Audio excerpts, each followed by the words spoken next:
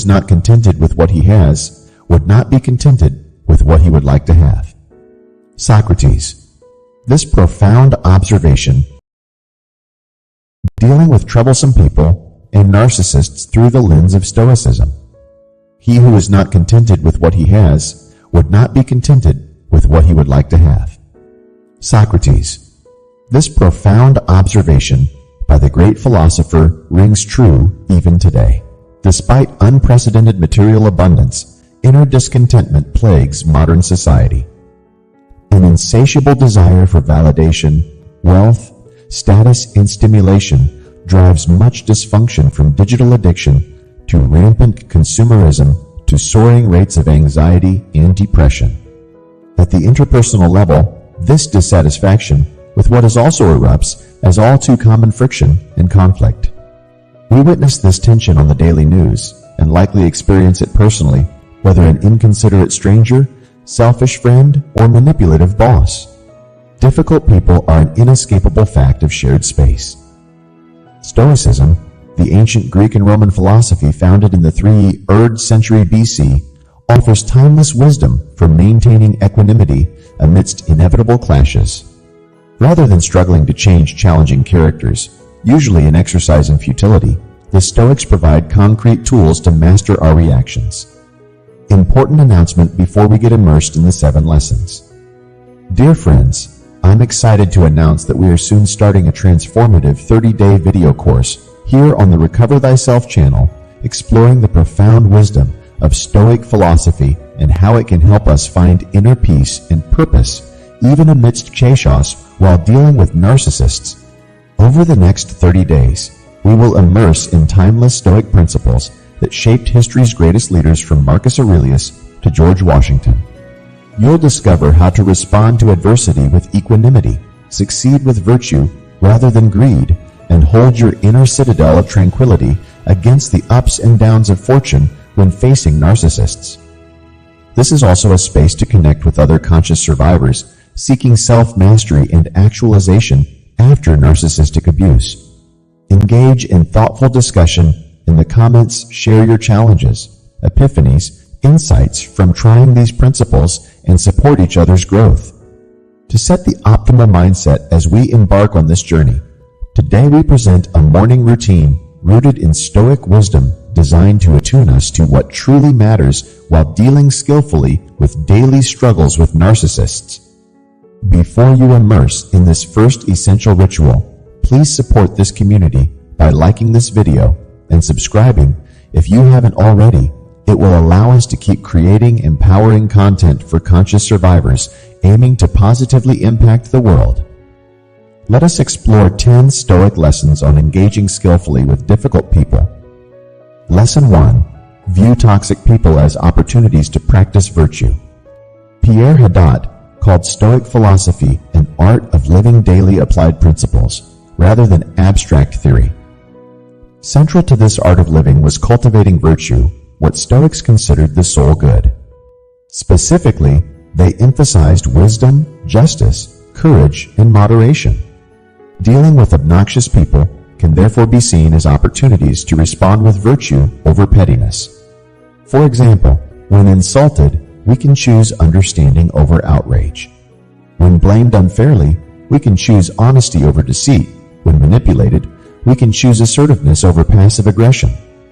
As Epictetus said, remember that it is we who torment ourselves.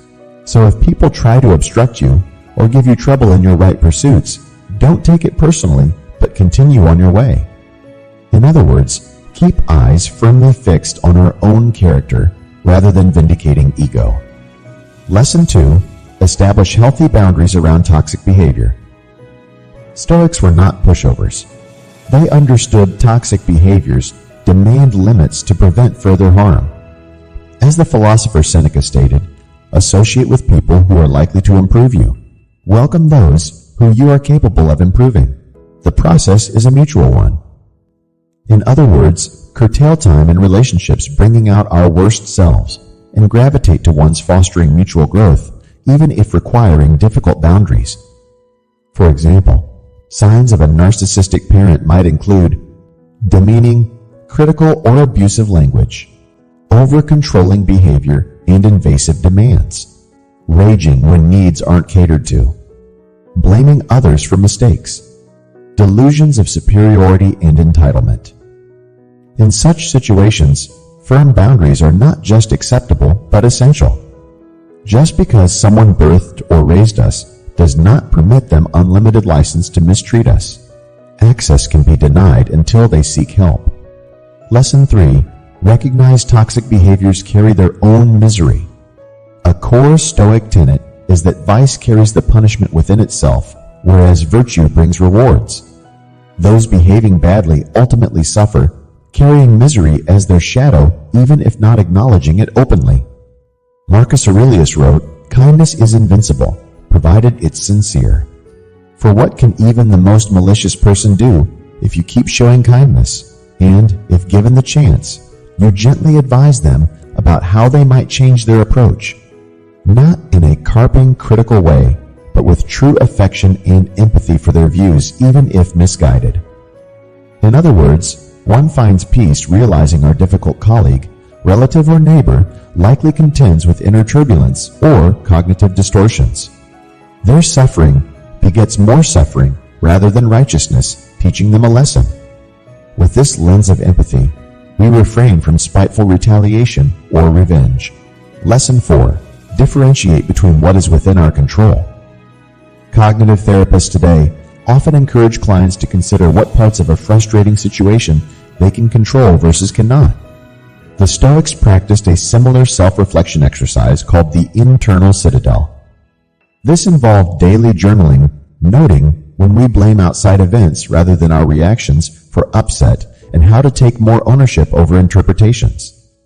As Epictetus noted, man is disturbed not by things, but by his opinion about things. For example, getting cut off aggressively in traffic, we might think, how dare that idiot driver speed by me so rudely? But is the driver's rushing really the source of annoyance? Or, rather, our judgment he's an idiot? After all, does his driving truly impact us beyond temporary inconvenience? Is raging about strangers worth the blood pressure spike? Through this lens, we realize much frustration comes from inflated opinions, not external acts. And we always own power over inner opinions. Lesson 5. Embrace reality whole, including difficult people. Amor fati, translated as a love of one's fates, was a common Stoic practice. This involved embracing reality as it is, even uncomfortable people and situations, rather than resisting what cannot be changed. Wishful thinking only prolongs suffering, so accept the present wholeheartedly in all manifestations. Or, as Marcus Aurelius eloquently put it, accept the things to which fate binds you, and love the people with whom fate brings you together, but do so with all your heart. Another Stoic philosopher, Seneca, wrote, resentment is like drinking poison and waiting for the other person to die. In other words, why take on secondhand suffering? Better to let go of idealized alternatives and work with life directly. Say, for example, a relative constantly complains, creating tension at family gatherings. Rather than dreading contact, a Stoic accepts the reality while establishing healthy boundaries if needed. She understands this person likely copes with latent pain-fueling, unpleasant behaviors.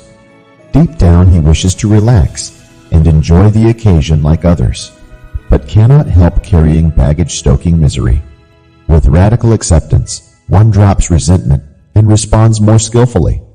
Lesson 6. Understand behavior reflects inner chaos. Stoics practiced negative visualization, imagining worst-case scenarios to foster gratitude and emotional resilience. By frequently reflecting on mortality, loss, aging, sickness, and defeat, they became less reactive when facing difficulties. This led to great compassion towards those struggling. Marcus Aurelius wrote, begin each day by telling yourself, today I shall be meeting with interference, ingratitude, insolence, disloyalty, ill will, and selfishness. To be angry at people means you share their failures. In other words, see through surface behaviors into the inner turmoil driving them. Stoics realized hostile reactions often reflect a troubled soul rather than intention to harm others. Our difficult colleague, relative, or neighbor wrestles with cognitive distortions linking to underlying wounds. By blaming, deceiving, or manipulating, they unconsciously try escaping their inner chaos, oblivious it cannot alleviate suffering. Seeing this truth fosters responding with calmness and care rather than irritation or vengeance. Lesson 7. Never grant toxic behaviors power to diminish your worth. While maintaining healthy relationships boundaries, Stoics understood that others' opinions do not actually impact our value and dignity. These remain inviolable, regardless of external attitudes or words. Marcus Aurelius wrote, "Choose not to be harmed, and you won't feel harmed. Don't feel harmed, and you haven't been." In other words, how we interpret challenging people carries far greater power over inner hurt than what they actually say or do. If someone calls us useless fools, do we accept this perspective as truth, or recognize it reveals more about their psychology? If we believe it, toxicity wins. But if seen as baseless, our worth holds steady as other storms pass. Epictetus, contemporary Stoic teacher and author, wrote on this distinction: "Beware the passive response when facing those intent on exploitation, for they wish you spineless, that their toxic harvest continue unchecked. Stand rather in what is virtuous, direct in truth, yet subtle in method. Meet their artifice with wisdom, their manipulations with courage, their lies with honesty. Let firm boundaries instruct where words lack. But also stay gentle in the heart, for darkness cannot overcome darkness, only light." Lesson 8. Cultivate humility and temperance between impulse and response. A pivotal Stoic practice involved self-restraint, pausing when reactive emotions surge before responding rashly.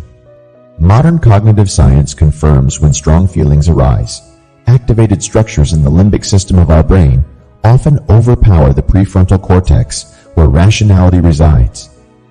By not allowing time for the latter to regain functions, regret typically follows. Stoics therefore trained themselves to resist reacting instantly. Breathe slowly, turn attention inward, then outward. See the truth.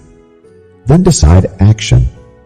As Epictetus noted, if you want to improve, be content to appear clueless or stupid in extraneous matters. Don't wish to seem knowledgeable. And if some regard you as important, distrust yourself. In other words, catch ourselves when succumbing to defensive pride or self-righteousness. Then recall our essential vision. Communicate this vision humbly and tempered rather than reacting rashly. Lesson 9. Confront unacceptable behavior without venom. While seeking understanding around others' quirks and wounds, Stoics resisted excusing toxic patterns. They confronted loved ones about unacceptable treatment respectfully, but unequivocally prioritizing the greater good, rather mutually enabling dysfunction. For example, a wife realizes her husband's verbal abuse actually links to low self-worth and latent childhood trauma. However, she also knows allowing continuing mistreatment enables rather than supports his healing. Compassionately pointing this out becomes wise even if difficult conversations or trial separation result. As Marcus Aurelius wrote, "Be tolerant with others and strict with yourself. Speak truth firmly, but without self-righteousness or pettiness, maintaining dignity for all involved." Lesson 10. Relinquish desired outcomes around toxic people. Attempts to control difficult people usually prove exhausting with minimal results. Stoics allowed natural consequences to instruct rather than seeing themselves as reformers. As Epictetus noted, happiness and freedom begin with a clear understanding of one principle: some things are within our control and some things are not. It is only after you have faced up to this fundamental rule and learned to distinguish between what you can and can't control that inner tranquility and outer effectiveness become possible. This unexpected yet profound lesson around difficult people may be the most liberating. By focusing energy on our own character development rather than changing resistant people, happiness flows. And ironically, as Gandhi observed, they just may notice the transformation indirectly without being cajoled. In summary, Stoic philosophy offers practical principles for engaging skillfully with difficult people that still ring true today. 1. View friction and conflict as invaluable opportunities to exemplify wisdom, courage, justice, and moderation. 2. Establish firm boundaries around abusive, manipulative, or misleading conduct. 3. Recognize hurt people often hurt people. Their misery screams for relief rather than further antagonism. 4. Differentiate between what factors fall within our control vs. what does not. Much useless suffering follows exaggerating the latter. 5. Practice radical acceptance of what is, including difficult people and scenarios we wish were otherwise, allowing reality's currents to guide. 6. See through surface behaviors to the underlying chaos, spurring attacks, deception, and obstruction. Respond with compassion, since few misbehave from legitimate reasons. 7. Grant no one permission to diminish your worth or dignity, regardless of words or deeds thrown against the citadel. Stand in values, self-respect, and vision. 8. When reactive emotions surge, pause to gather strength, diffusing in breath before responding rashly. Speak truth firmly, but also humbly. 9. Let natural consequences instruct those harming self/others rather than seeing ourselves as reformers, allowing life to teach its lessons. 10. Finding happiness requires relinquishing desired outcomes around difficult people. Focus energy on personal growth and rest in inner realms beyond others' reach.